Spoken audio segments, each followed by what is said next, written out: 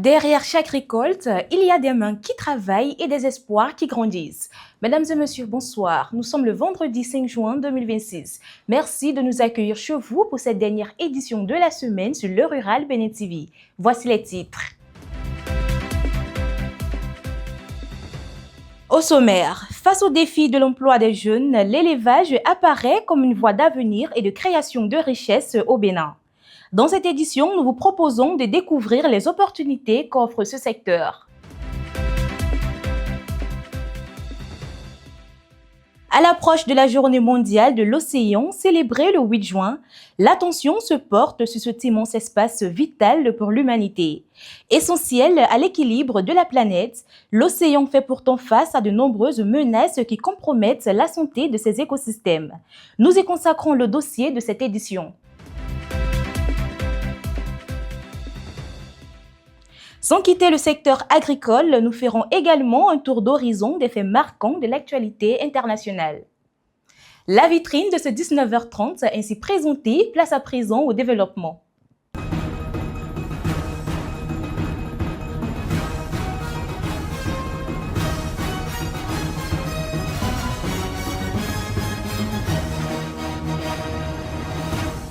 La télé officielle du monde agricole vous remercie de rester connecté à votre rendez-vous consacré à l'actualité agricole au Bénin comme ailleurs. Mais au-delà des chiffres et des saisons, une question demeure essentielle.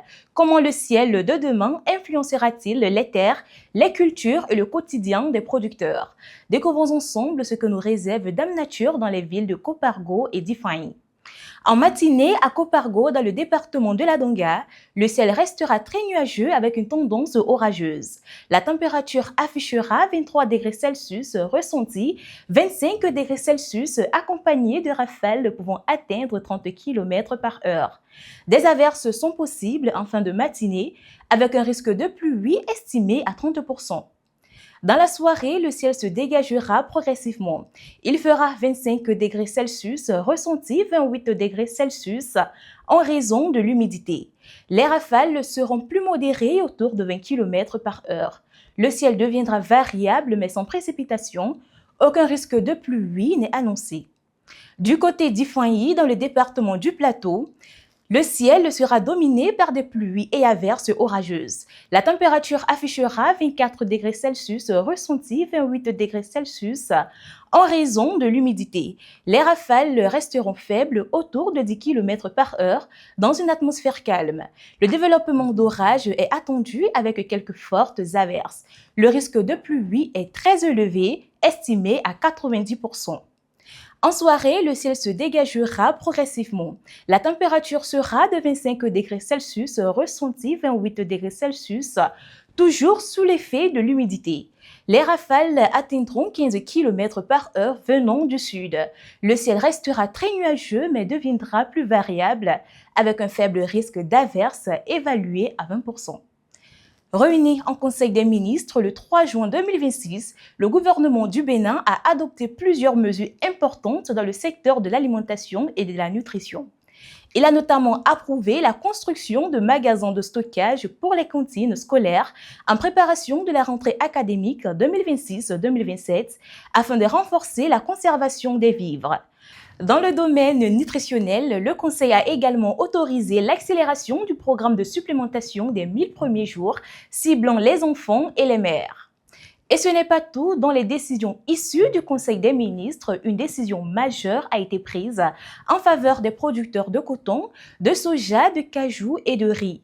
Ils bénéficieront désormais de primes exceptionnelles destinées à améliorer leurs revenus et à encourager la transformation locale. Suivez le compte rendu du ministre porte-parole du gouvernement pour en savoir davantage sur les modalités de ces décisions. Dans le domaine de l'agriculture, des subventions spécifiques sont instituées au profit des agriculteurs, principalement ceux des filières riz, coton, soja et cajou, dès la campagne agricole 2026-2027. Ce faisant, le gouvernement entend mieux récompenser l'effort productif, renforcer durablement les revenus des exploitants agricoles, sécuriser l'approvisionnement des unités de transformation locales et consolider le positionnement du Bénin comme puissance agricole et agro-industrielle de référence en Afrique de l'Ouest. Ainsi, s'agissant du coton, pour une production nationale supérieure à 700 000 tonnes, les producteurs percevront une prime exceptionnelle de 10 francs CFA par kilogramme sur le prix homologué pour la campagne agricole. En ce qui concerne les filières anacarde, soja et riz, dès que les capacités de transformation installées sont satisfaites, les producteurs percevront une prime exceptionnelle de 10 francs CFA par kilogramme livré aux usines locales. Il est à noter que pour la campagne agricole 2026-2027, ces capacités sont respectivement de cajou, 200 000 tonnes, soja, 450 000 tonnes, riz, 350 000 tonnes. Par ailleurs, le Conseil a instruit les ministres intéressés par le sujet à l'effet d'engager une réflexion stratégique sur la restructuration de ces 3 filières afin de les rendre plus compétitives encore. Une décision qui traduit la volonté du gouvernement de soutenir les producteurs tout en préparant l'avenir. Les ministres concernés sont désormais appelés à réfléchir à une restructuration des filières concernées pour les rendre davantage compétitives sur les marchés. Dans un contexte où la quête d'emploi devient un défi majeur pour la jeunesse, de nouvelles voies économiques locales s'imposent comme des solutions concrètes et accessibles. C'est ce qu'abordera notre deuxième production. Face à un marché de l'emploi de plus en plus compétitif, de nombreux jeunes se tournent vers des alternatives locales porteuses d'avenir. Parmi elles, l'élevage s'impose progressivement comme un véritable levier de création de richesses et d'emplois au Bénin. Suivez ce télémon signé Jeanne d'Aïk Roussou et Léonide Djossé pour en savoir plus. Au Bénin, le secteur agricole occupe environ 70% de la population active et contribue à près de 30% du produit intérieur brut. Parmi les filières capables d'apporter une réponse concrète à la problématique de l'emploi des jeunes figure l'élevage, un secteur qui offre de nombreuses opportunités d'insertion professionnelle. C'est le cas de Hospice Klobodji qui, après ses études, a choisi pour diverses raisons de se lancer dans l'élevage des poules pondeuses. J'ai fait une expérience au départ avec 500 têtes qui a très bien marché, où j'ai réalisé des choses dedans. J'ai dit, ah tiens, cette affaire-là, c'est même plus bien que... Et ça me permet d'être indépendant par rapport à tout ce que je vivais. Donc, je me suis lancé complètement et c'est ça qui fait de moi ce que je suis aujourd'hui. Face à l'augmentation de la demande alimentaire locale et à la modernisation progressive des exploitations, le secteur de l'élevage contribue à la création d'emplois directs et indirects.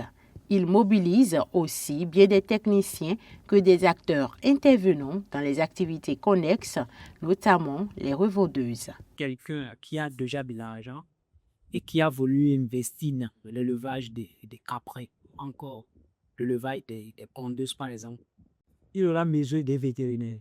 Et si le vétérinaire vient chaque fois travailler, c'est déjà une partie de créer de l'emploi. Donc, on a besoin d'un animalier, de quelqu'un qui sera là ou encore intégré, qui a une formation professionnelle qui vient l'aider chaque fois avec les tâches. Et ce jeu, donc, facilement comme ça, il a trouvé un emploi. Si les œufs qui sont sur la ferme sont sortis, l'acheteur ou encore celui qui viendra payer les œufs pour aller installer dans sa petite boutique sur vendeur d'œufs, lui aussi il a trouvé d'emploi. Considéré comme un secteur porteur offrant de réelles opportunités économiques, l'élevage présente une rentabilité intéressante que l'on soit éleveur ou acteur indirect de la chaîne de valeur de manière occasionnelle ou permanente. Si tu veux le faire, que c'est dans ton cœur, tu dis tu veux faire l'élevage, la rentabilité, c'est bon. Tu peux payer un mouton de 100 000, tu vas vendre ça à 250 000. Si c'est un mouton que tu as élevé à la maison. Le secteur de l'élevage est accessible à toute personne motivée. Toutefois, son démarrage est souvent freiné par les difficultés d'accès au financement et aux équipements nécessaires. C'est un secteur qu'on peut rejoindre Mais ça a besoin de financement. Ça a besoin de financement et de l'accompagnement de l'État. Ce n'est pas comme les autres secteurs, on peut débuter avec quelques sujets. Le début n'est pas facile. Ça a besoin vraiment de financement si tu veux te lancer dedans. Il convient de rappeler que dans le cadre de la valorisation et de la promotion des métiers agricoles auprès des jeunes en quête d'emploi, le gouvernement béninois a mis en place la stratégie nationale pour l'emploi des jeunes de 2023 à 2027. Les locaux de la Société nationale de mécanisation agricole, le SONAMA, ont servi de cadre à une visite de travail d'une délégation de la direction départementale de l'agriculture, de l'élevage et de la pêche du zoo. Cette rencontre a permis aux participants de s'imprégner des équipements mis à disposition par la SONAMA pour accompagner la mécanisation du secteur agricole. À Banikwara, dans le nord du Bénin, les travaux de réalisation d'un forage pastoral ont été officiellement lancés le 3 juin 2026 sur le site de Gomori. L'initiative s'inscrit dans le cadre du projet Watafopis porté par l'ANOPER RBM Bénin. Cette infrastructure hydraulique vise à renforcer durablement l'accès à l'eau pour les éleveurs et leurs troupeaux dans cette zone à forte vocation pastorale. La hausse des prix du carburant fragilise plusieurs secteurs d'activité, notamment ceux fortement dépendants de l'énergie.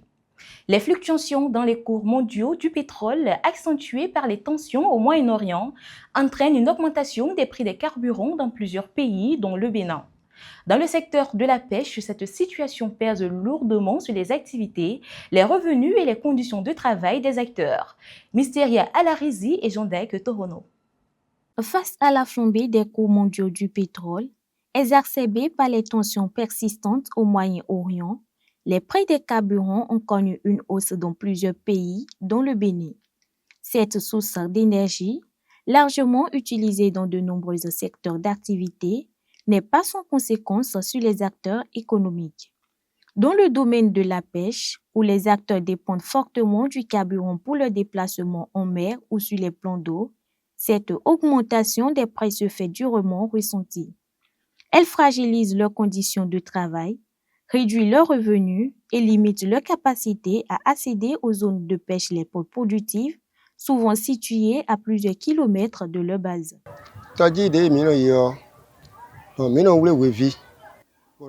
Aujourd'hui, nous utilisons des bacs à moteur pour aller plus loin pêcher du poisson, car il devient rare. Pour une sortie, il nous faut au moins 10 litres d'essence. Avant, le litre coûtait entre 300 et 350 francs CFA, mais aujourd'hui, il varie entre 600 et 800 francs CFA. Cette hausse nous empêche souvent d'aller aussi loin que nécessaire.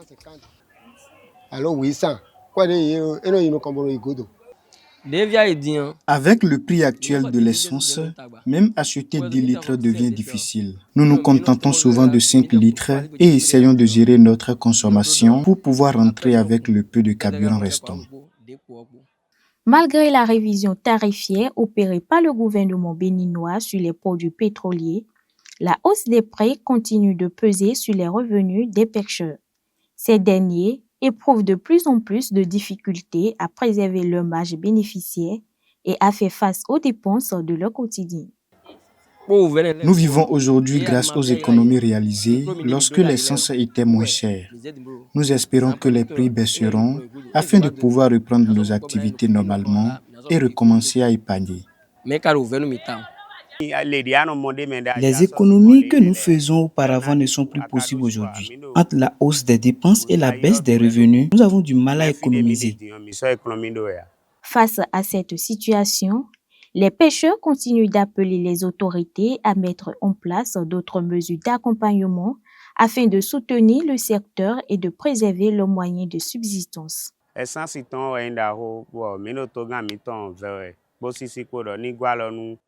Nous demandons aux autorités de nous aider à trouver des solutions pour réduire le coût de l'essence.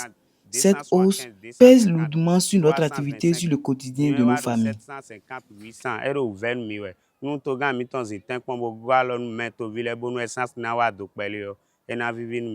Cette hausse des prix du carburant se répercute à tous les niveaux de la filière. Entre l'augmentation des charges d'exploitation et la diminution des revenus, les pêcheurs subissent une pression économique croissante qui fragilise leurs activités et affecte leur quotidien. Hors de nos frontières, du 15 au 17 septembre 2026, près de 900 exposants sont attendus au Parc des Expositions de Rennes en France pour la 40e édition du Space, Salon des productions animales Carrefour européen. Cette édition place la gestion durable de l'eau au centre des débats. 3 événements nationaux marqueront également cette édition, le National Rouge des Prés, le Challenge national normand et le National Mouton vendéen. On poursuit avec cette information en provenance du Kenya, où le gouvernement a annoncé un programme d'investissement d'environ 39 millions de dollars pour moderniser le secteur de l'élevage et renforcer sa contribution à l'économie nationale. Cette initiative vise notamment à améliorer la productivité, faciliter l'accès au marché et soutenir plus de 350 000 éleveurs, particulièrement dans les zones arides touchées par les effets du changement climatique. Au Togo, la campagne de commercialisation de la noix de cajou vire au cauchemar logistique. En raison des nouvelles conditions d'octroi des licences d'exportation, de nombreux camions sont immobilisés en attente de leur autorisation de convoyage vers Lomé. Face à des cargaisons entières qui pourrissent sur place, les exportateurs lancent un véritable cri de détresse. Pour finir, le Ghana vise l'autosuffisance en riz à l'horizon de 10 ans selon le ministre de l'Alimentation et de l'Agriculture, Eric Opoku. Cette projection a été évoquée le 2 juin 2026 lors du lancement d'une table ronde régionale consacrée à l'investissement dans la filière risicole en Afrique de l'Ouest. Les Nations Unies ont fait du 8 juin la journée de célébration des océans, rappelant leur rôle essentiel pour la vie sur Terre. Mais cet espace vital fait aujourd'hui face à de nombreuses pressions qui fragilisent son équilibre, le dossier du jour. Pollution plastique, surexploitation des ressources halieutiques et effets du changement climatique perturbent progressivement ces écosystèmes. Pourtant, l'océan reste indispensable à la régulation du climat et à la survie de millions de personnes dans le monde. Avec Jean-Dac Torono, Janvier Todoroué avec la signature vocale de Muriel Runkanri, focus sur les enjeux et les menaces qui pèsent sur l'océan. Reportage. L'océan se trouve aujourd'hui sous menace. L'océan, qui couvre plus de 110% de la surface du globe et joue un rôle essentiel dans la régulation du climat et la préservation de la biodiversité, est aujourd'hui gravement menacé par la pollution. Chaque année, plus de 11 millions de tonnes de plastique y sont déversées, tandis que près de 80% des pollutions marines proviennent des activités humaines menées à terre. Depuis le nord, nous avons le fleuve Ouémé, qui se jette disons, sur le cours jusqu'au niveau de la lagune de la lagune Nokwe. Donc tout ce qui vient de là-bas, il y a les pesticides d'abord qui viennent de là-bas, qui rentrent dans l'océan.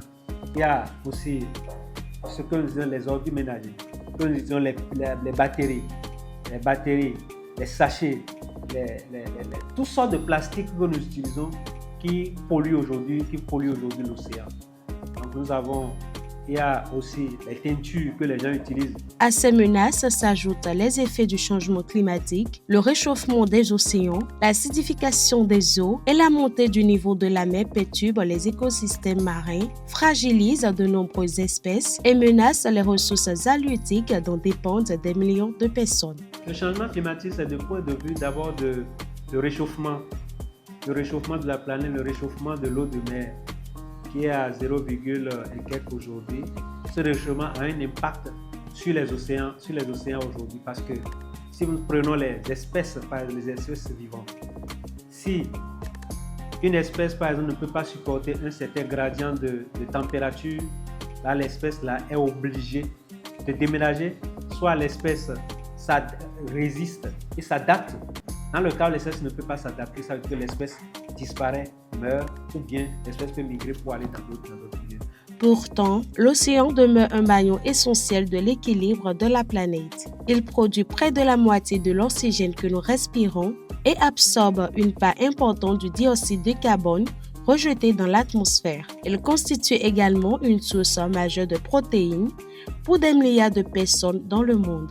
L'océan, qui est le poumon de notre économie, le poumon de notre vie, le poumon de notre vie, parce que l'océan donne 50% d'oxygène que nous respirons. Donc, et c'est par là que les marchandises, 92% des marchandises dans le monde passent par les océans. Donc, un milieu, un écosystème comme ça qui nourrit tout le monde, qui procure de la vie à tout le monde, donc nous devons protéger cet écosystème-là. Plusieurs initiatives ont été engagées pour limiter les atteintes à l'environnement marin, notamment l'interdiction des sachets plastiques non biodégradables. Des mesures qui participent à la préservation des écosystèmes côtiers, même si les défis liés à la pollution et à la protection du littoral restent importants. Saluer, disons, ce qui se fait par notre gouvernement pour interdire par exemple les sachets, mais ce n'est pas encore bien réussi parce que normalement on devait interdire purement et simplement les sachets et non parler de sachets biodégradables. Parce que qui contrôle? Est-ce qu'on arrive à contrôler réellement les sachets qui sont importés pour qu'on parle de la dégradation à court terme?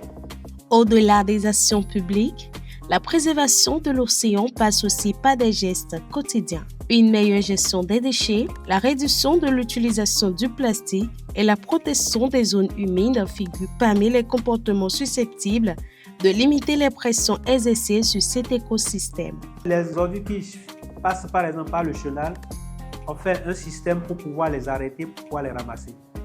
Parce que la grande quantité passe par le chenal. Il est bien vrai que les pêcheurs, au niveau de leur débarcadère, produisent des déchets, tout ça là, mais ce n'est pas en grande quantité comme ce qui se fait.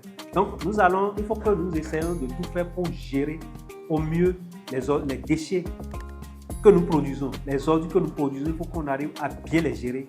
Là, on ne va plus les jeter dans la nature.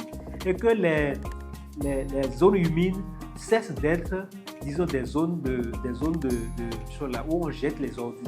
Face à ces menaces grandissantes, la protection de cet espace vital apparaît plus que jamais comme un enjeu environnemental, économique et humain.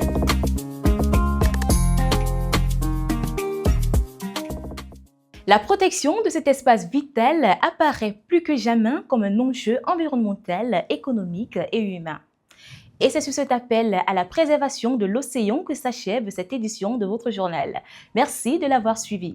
Souvenez-vous, l'océan est le souffle de la planète et sa protection est l'affaire de tous. Bon début de week-end à tous.